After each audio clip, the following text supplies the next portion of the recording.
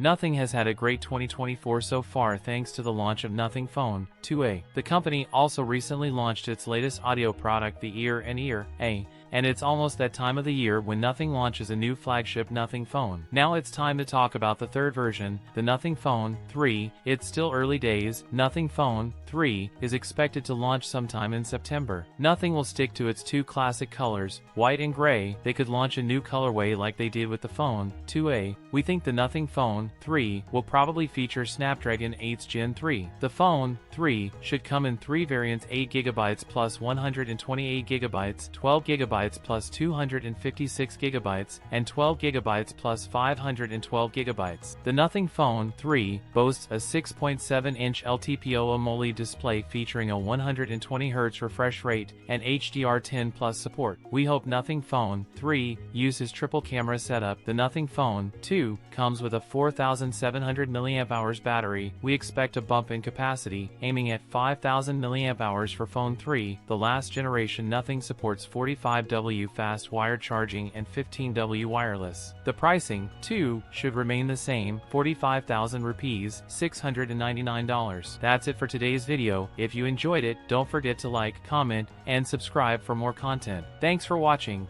and I'll see you in the next one.